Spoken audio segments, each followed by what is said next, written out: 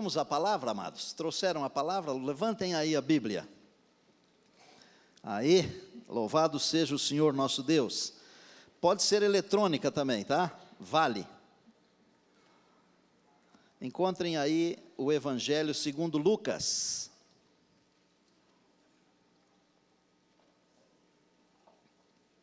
Capítulo de número 7. Nós vamos ler os versos de 11 a 16.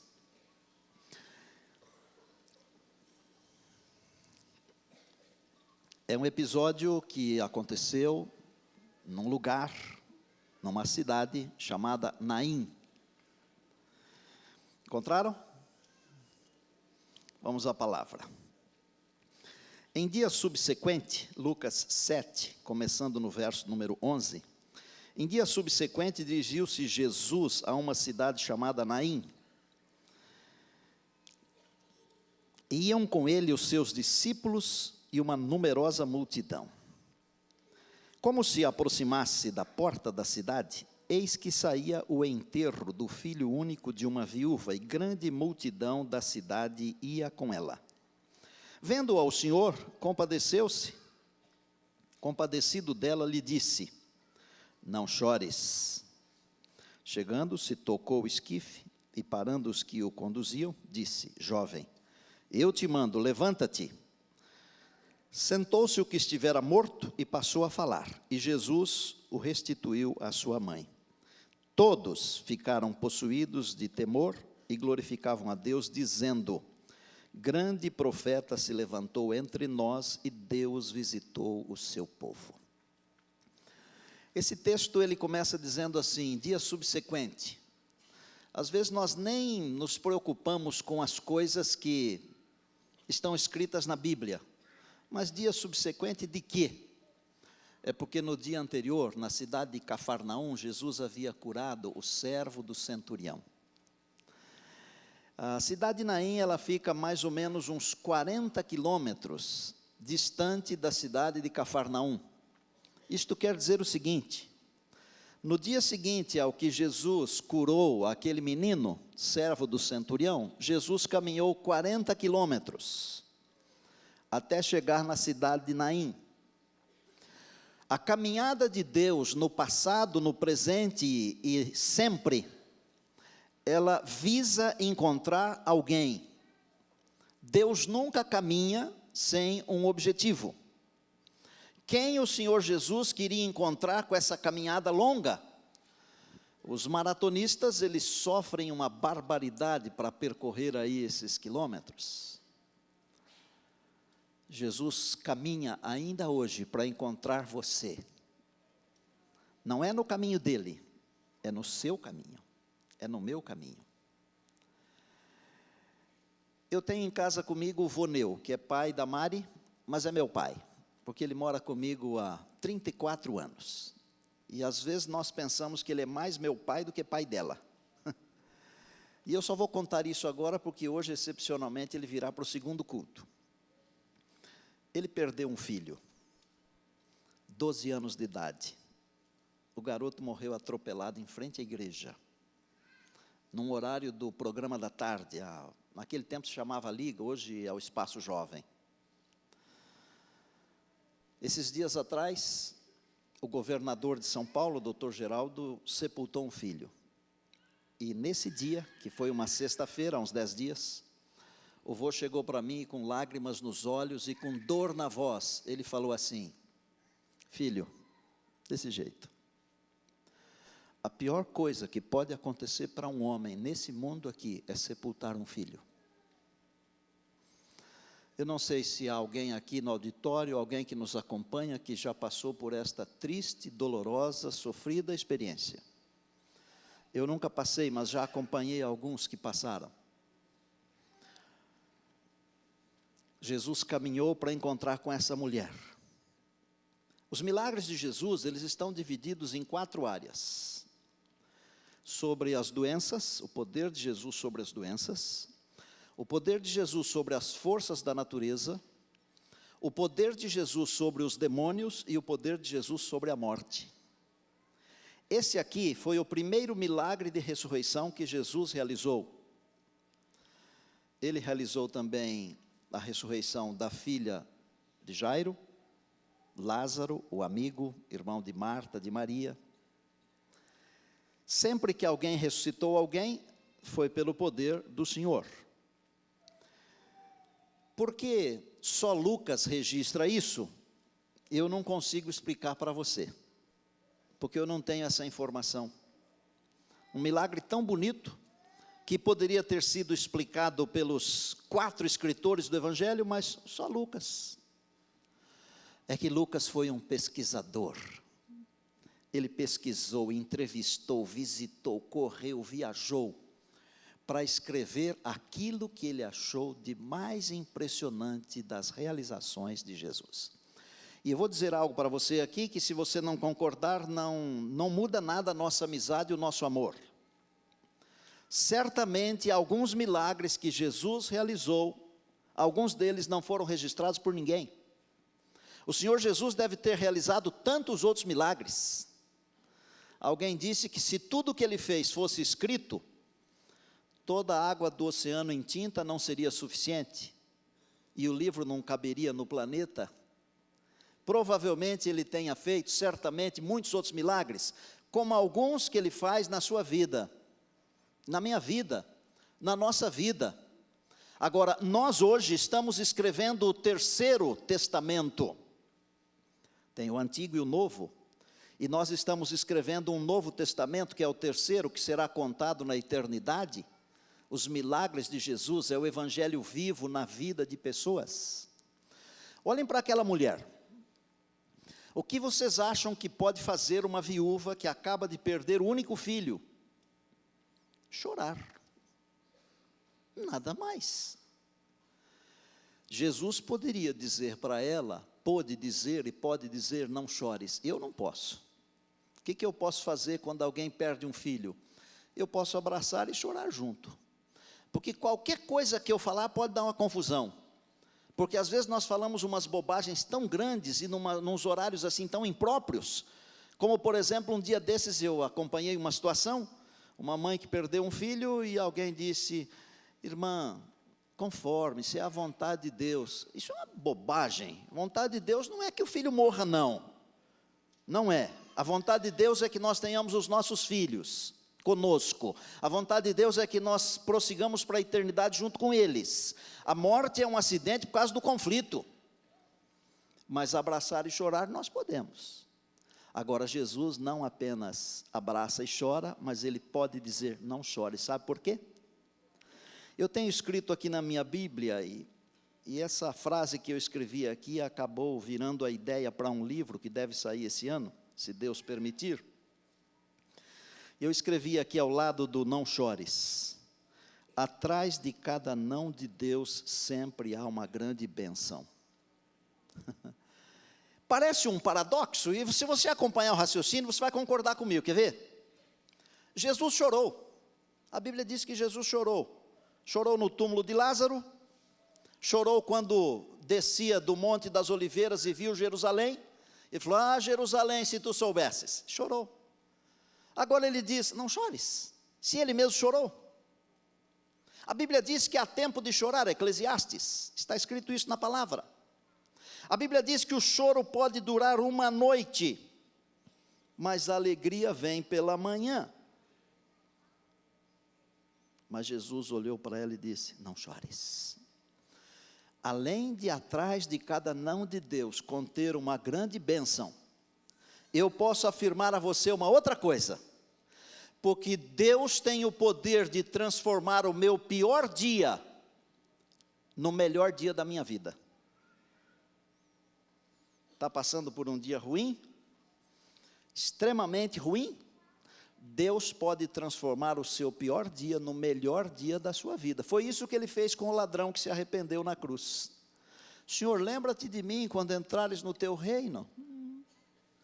E o Senhor disse, em verdade te digo hoje, estarás comigo no paraíso. E por que eu disse, em verdade te digo hoje estarás comigo no paraíso, e eu não te disse, em verdade te digo que hoje estarás comigo no paraíso, como as versões mostram? Porque nem Jesus foi para o paraíso. Jesus foi para o paraíso depois, porque no domingo, quando ele ressurgiu, a mulher chegou para beijar os seus pés e falou: não me toque ainda, porque eu não fui para o meu Pai, eu não subi ainda. Então, lá na cruz, o Senhor Jesus disse para o ladrão que se arrependeu: estarás comigo no paraíso. Deus tem o poder de transformar o meu pior dia no melhor dia da minha vida. Diga amém. Diga louvado seja Deus. Nesse planeta aqui existem duas multidões. Ou você está numa ou noutra, ou eu estou numa ou noutra, não tem três, só duas. Uma multidão que está saindo da cidade e indo para o cemitério, levando a tristeza, a dor, o sofrimento, a cruz, a mágoa, indo na direção da morte, porque lá no cemitério está a morte. E a outra multidão está entrando na cidade, e sabe o que haverá na cidade? Uma grande festa. Onde será a ceia das bodas do Cordeiro? Na cidade. A multidão que está entrando na cidade, ela está com o príncipe da vida, ela não está levando um féretro, não está levando um morto numa sacola de vime, não. Ela está com o príncipe da vida, com alegria, com todas as soluções. Se você estiver caminhando na direção do cemitério, na direção da morte, o Senhor Jesus está na outra multidão e Ele vai encontrar você. Gente, tem umas coisas que a gente não pode deixar de falar. Como eu posso provar que atrás de cada não de Deus existe uma bênção? Porque para eu afirmar, né, Wander, alguma coisa eu tenho que provar, não é? Que senão eu vou ser um charlatão. Eu vou ser como algumas pessoas que se dizem cristãs, mas que em casa não vivem nada de cristianismo. Quer ver como atrás de cada não de Deus há uma bênção? O primeiro não de Deus foi: não é bom que o homem esteja só. Só para os homens agora, né? Vocês já viram que bênção? Não é, Moacir? Não é bom que o homem esteja só. Olha, por exemplo, o outro não, e esse aqui não deu muito certo. Não coma da árvore do conhecimento do bem e do mal, da confusão. Se não tivesse comido, não teria dado confusão. Olha para os mandamentos de Deus: não matarás. Eu tenho pavor de cadeia.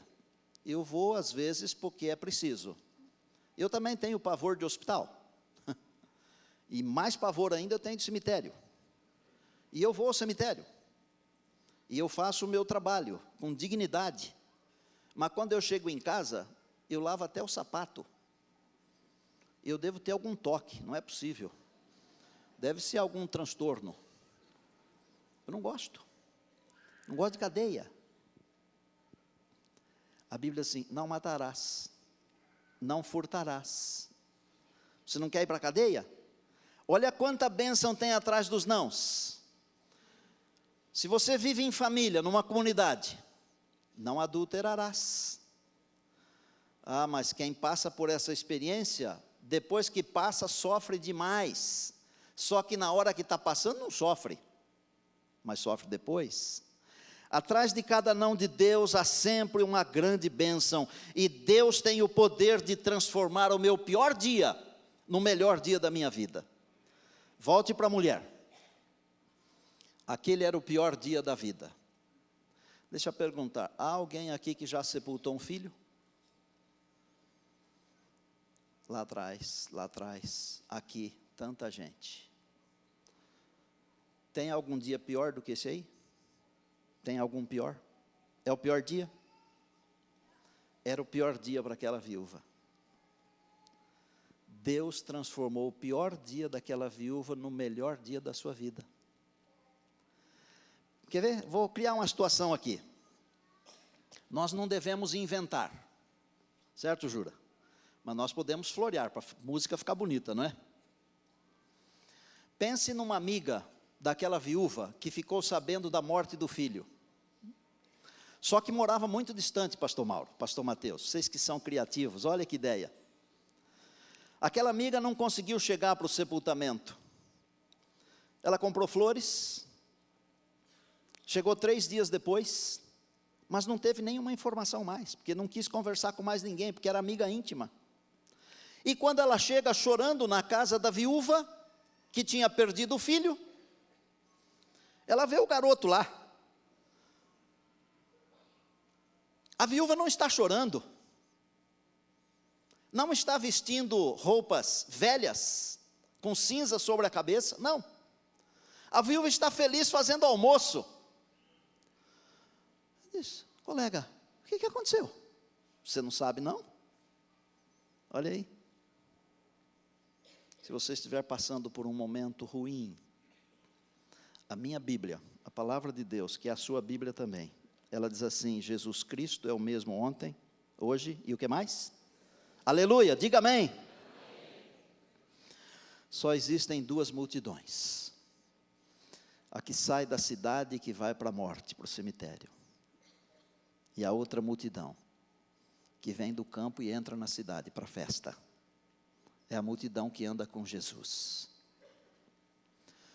Eu posso afirmar a você, sem medo de errar, compensa andar na multidão que anda com Jesus.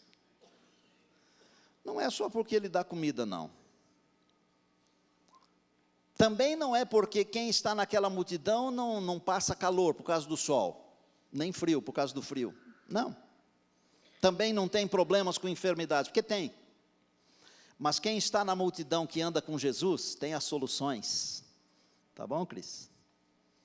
Onde estão as soluções? Cristo é tudo para mim. Elas estão em Jesus. As soluções para a vida, para o trabalho, para a educação, para os filhos, para o casamento, para todas as coisas. Eu anotei umas coisinhas aqui que eu queria compartilhar com você. Primeira, nenhum de nós pode dizer não chores, pastor Antal, mas Jesus pode, porque Ele pode transformar as coisas, Zé Careca, amém? Deus pode transformar o seu pior dia no melhor dia da sua vida, e já falei que foi assim na experiência do ladrão que se arrependeu. A minha pergunta neste terceiro ponto é: qual é a sua direção? Você está caminhando na direção da cidade, com Jesus, para a festa? Ou você está caminhando na direção do cemitério, para a morte? Ou você vai para lá, ou você vem para cá.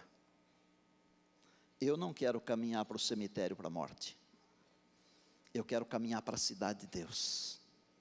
Diga você também: eu também quero caminhar para a cidade de Deus. Vou citar um verso aqui que foi escrito por um escritor, Stephen Brown, num livro chamado Quando a Corda se Rompe. Vocês são testemunhas de que raramente eu cito algum autor aqui. Cito Ellen White, que eu considero uma escritora inspirada, mas esse homem escreveu uma coisa impressionante na página 115 desse livro já citado. Ele disse assim: se logo pela manhã você não cruzou com o inimigo, cuidado, porque pode ser que você e ele estejam caminhando na mesma direção. Pesado, Moacir? Que tal? Esse mundo aqui, amigo, Jesus disse: tereis aflições. Se não cruzou com o inimigo, cuidado. 2 multidões, a que caminha para o cemitério e a que caminha para a cidade de Deus. Isso aqui também é importante que vou dizer agora. Nem sempre é a nossa escolha, professor Zorzinho, que determina em que multidão nós estamos. Porque às vezes as circunstâncias, em razão do conflito, elas nos colocam na outra multidão.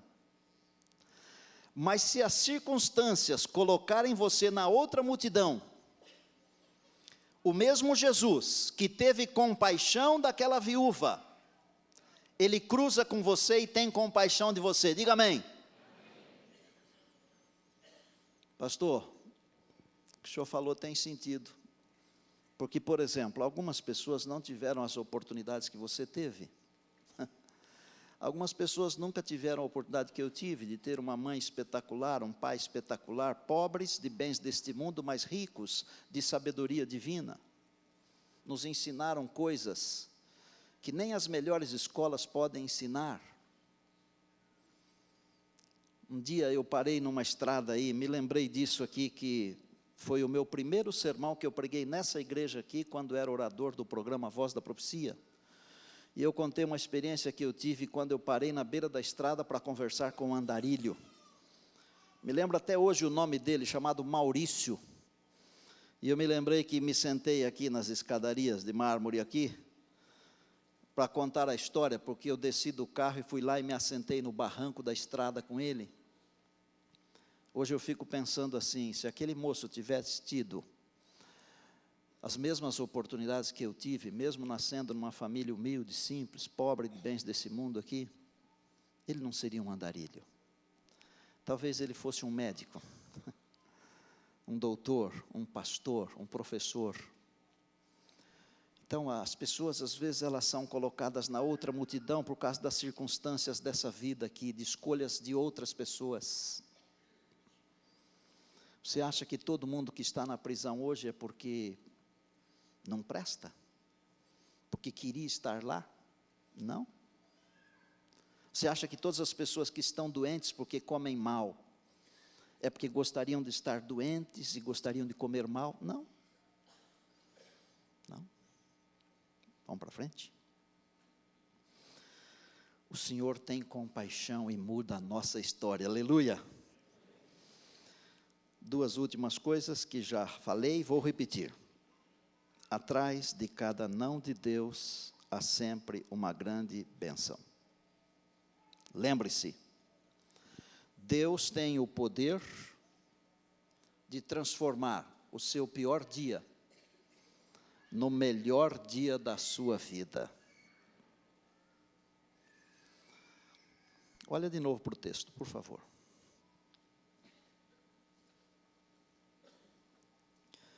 Há uma coisa última aqui que eu não quero deixar para trás. Deus tem coragem de colocar a mão no fogo por você. Porque quando as multidões se cruzaram, para que a multidão que caminhava com a morte parasse, Jesus tocou o esquife. Como judeu que era, ele não poderia ter feito aquilo, porque ficaria 7 dias imundo, e tudo que ele tocasse nesses próximos 7 dias também ficaria imundo. Olha, as leis que eles tinham naqueles dias. Jesus tem disposição de passar por cima de certas coisas, porque Ele ama você. Algumas coisas que para nós, seres humanos, são muito importantes, para Deus não são importantes. Eu não estou dizendo que a lei não é importante, ok? E nós precisamos cuidar, porque às vezes as pessoas saem por aí falando uma coisa que nós não falamos. Eu estou dizendo que o Senhor tem tanto interesse em você, em mim, que nós somos mais importantes do que qualquer coisa. Aleluia. O que vem à sua mente, Alexandre, quando você lê esse texto aqui de Lucas 7? O que vem à sua mente, meu irmão? Roberto, o que é que vem à sua mente? O que é que vem à sua mente, professor? Um Deus que pode resolver as pequenas e as grandes questões da vida. Amém? Hoje eu quero convidar você para permitir que esse Deus mude sua história. Quero convidar você para permitir que esse Deus toque em você, transforme aquilo que precisa ser transformado. Você tem alguma coisa que precisa ser tocada, transformada? Se você tem, eu quero que você se levante, se você está sentado. Mas não se levante porque é um convite meu, não, e nem porque os outros se levantam também. Só se levante se você realmente tem alguma coisa que você precisa que Deus toque.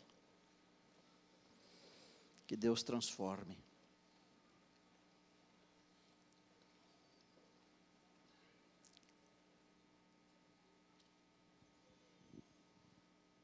Feche os seus olhos. Senhor, Tua palavra nos ensinou que o Senhor tem todo o poder. Eu quero pedir nesse momento que o Senhor toque em nossa vida aquilo que precisa ser tocado. Eu quero pedir que o Senhor transforme a nossa história numa história de alegria, de vitórias, de bênçãos e salvação. Talvez em alguns aspectos da nossa vida tudo esteja maravilhoso, mas em um outro aspecto não esteja bom. Nós precisamos do Teu toque. Precisamos que o Senhor estenda a mão, nos tome pela mão e diga: levanta-te e anda. Assim como aquele menino se levantou e começou a falar, e Jesus o devolveu à sua mãe. Olha para a tua igreja aqui, Pai. É uma igreja grande, mas é uma igreja abençoada. Por outro lado, nós precisamos ser reavivados, Senhor, pela Tua palavra, pelo Teu Espírito. Nós precisamos estar prontos para em breve encontrar Jesus nas nuvens dos céus. Toca a nossa vida, a vida da congregação, a vida da igreja, a vida do pastorado, dos líderes. Abençoa-nos, Senhor. No nome de Jesus, oramos. Amém.